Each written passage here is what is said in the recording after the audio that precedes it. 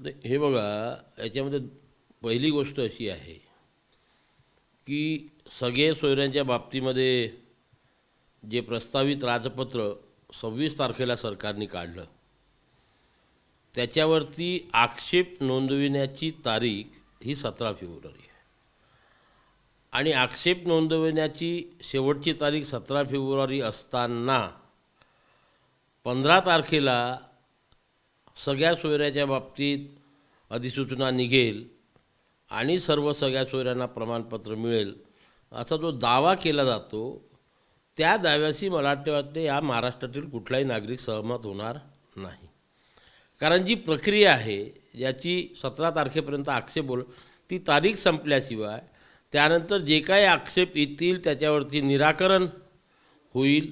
काय योग्य काय अयोग्य, त्यातलं काय इन्क्लूड करायचं काय एक्सक्लूड करायचं त्याच्यावरती निर्णय होईल. आणि ते इन्क्लुजन एक्सक्लुजन झाल्यावरती मंत्रिमंडळामध्ये तो ड्राफ्ट येईल. त्याची मंजुरी मिळाल्यावरतीच सरकारला जर योग्य वाटलं तर सरकार अधिवेशन बोलू शकते किंवा स्वतः ऑर्डिनन्स काढू शकते. पण 17 तारखेच्या पूर्वी त्याच्यावरती काही निर्णय होऊ शकत नाही, या मताचा मी आहे. दुसरं असं की सगळ्या सोयऱ्यांच्या हा जर ड्राफ्ट पास झाला तर सर्वच मराठ्यांना प्रमाणपत्र मिळणार हे जे म्हटलं जातं, आणि त्याचा खूप गवगवा या महाराष्ट्रामध्ये विविध लोकांकडून केला जात आहे, त्याच्यामध्ये सत्य काय आहे, काय म्हटलं आहे सगळ्या सोयऱ्याच्या बाबतीत ड्राफ्टमध्ये, हे सामान्य माणसांनी समजून घ्यायला पाहिजे. की सगळे सोयरे या वर्गातील नातेवाईक म्हणजे अर्जदाराचे वडील, आजोबा, पणजोबा व त्या पूर्वीच्या पिढ्यांमधील जातीमधील हा शब्द महत्त्व आहे, झालेल्या लग्न नातेसंबंधातून पूर्वी निर्माण झालेले नातेवाईक म्हणजे अर्जदाराचे वडील, आजोबा, पणजोबा याच्यातील नातेवाईक कसा असेल, यामध्ये सजातीय विवाहातून जे नातेसंबंध तयार झाले आहे त्याचा समावेश. सजाती म्हणजे आता काय सध्या काय कायदा, इथे दोन गोष्टीचं लोकांनी तुलना करायला पाहिजे की सध्याचे काय नियम आहेत आणि आता यामुळे काय बदल होणार आहे. सध्याचे तेच नियम आहे की वडील, आजोबा, पणजोबा यांच्या महसुली किंवा शैक्षणिक कागदपत्रामध्ये जर कुणबी जातीची नोंद असेल तर त्यांच्या त्या वंशावळीतील इतर लोकांना तसं प्रमाणपत्र, काका असो पुतण्या असो, पुढे यांनी काका पुतण्याही शब्द टाकलेला आहे, भावकीतील असा नातेवाईक, त्याच्यामुळे काही फरक पडणार आहे का. सर्वच जे आहे माझे व्याही आहे, माझी ते हेही आहे तेही आहे, उठला सुटला कोणी सांगितलं की हा माझा नातेवाईक आहे आणि 100 रुपयाचा स्टॅम्प पेपर दिला तर प्रमाणपत्र, असं नाही आहे. दुसरी गोष्ट, मी वारंवार इतकी गोष्ट आपल्या माध्यमातून सुद्धा लोकांना सांगितली की 54 लाख, 58 लाख, 57 लाख, 54 लाख, 58 लाख, 57 लाख हा जो एवढा मोठा आकडा वारंवार लोकांकडून सांगितल्या जातं आणि मराठा समाजाची आणि ओबीसी समाजाची दोघांची दिशाभूल केली जाते. त्याचं स्पष्टीकरण मी मागच्या 1 महिन्यापासून देतो आहे की हे जे आकडे आहेत हे केव्हापासूनचे आहे, 1967 पूर्वीचे आकडे जे आधीपासून तपासलेले आहे. आणि या राज्यामध्ये अधिकृतरित्या मंडल आयोगाच्या शिफारसीनुसार किंवा त्याच्या पूर्वीचाही जर आपण काळ घेतला तर 1967 आरक्षण लागू झालेलं आहे. तेव्हापासून आणि 67च्या पूर्वीच्या ह्या नोंदी आहेत, म्हणून तेव्हापासून आतापर्यंत जे नोंदी सापडल्या त्या नोंदीपैकी 99.5% लोकांनी ऑलरेडी प्रमाणपत्र घेतलेलं आहे. हा दावा मी वारंवार केलेला आहे. आता यामध्ये मी तुम्हाला सांगतो की जी आकडेवारी राज्य सरकारने प्रकाशित केलेली आहे की 57,49,241 नोंदी सापडल्या, त्यापैकी 38,97,391 लोकांना प्रमाणपत्र निर्गमित केले. आता याच्यामध्ये महत्त्वाचं असं आहे की आमच्या नुसत्या विदर्भात यापैकी 35 लाख नोंदी सापडल्या आणि 35 लाखापैकी मॅक्झिमम लोकांनी तशा प्रकारचे प्रमाणपत्र घेतलेले आहे.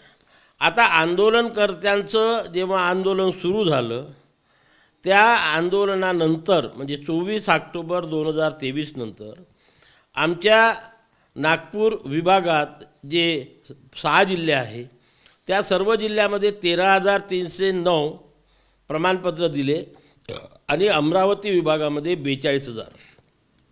आणि हे सर्व कुणबी नावाचे आहे. आमच्या नागपूर विभागात फक्त एक मराठा कुणबी आहे, बाकी सर्व कुणबी लोक आहेत.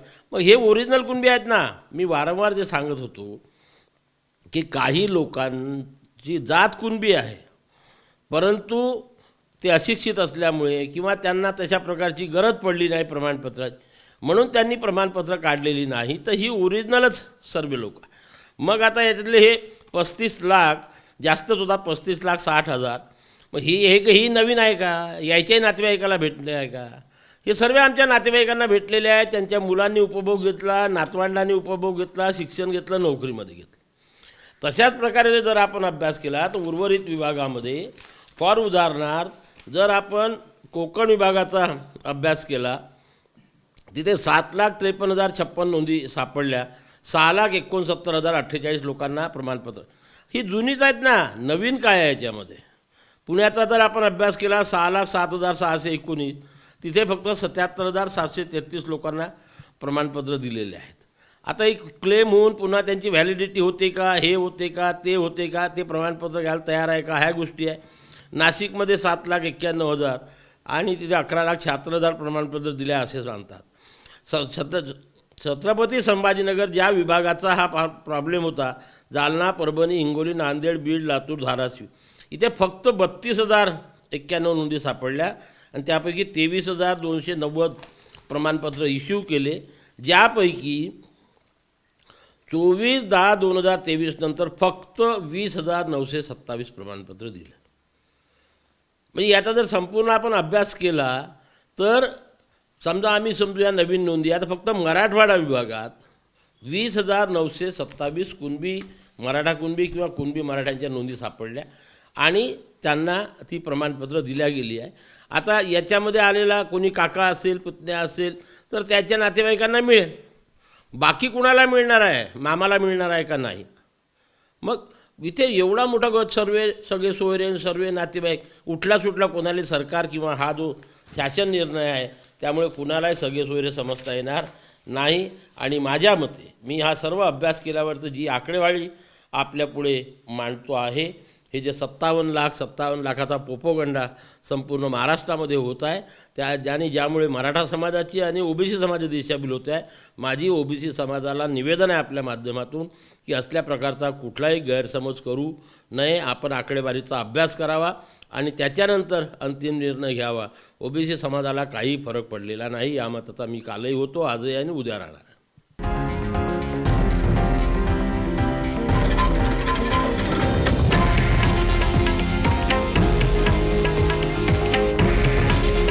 हे आहे देशातील नंबर 1 न्यूज नेटवर्क आणि आपण पाहत आहात TV9 मराठी. काळजी तुमची, हित महाराष्ट्राचं.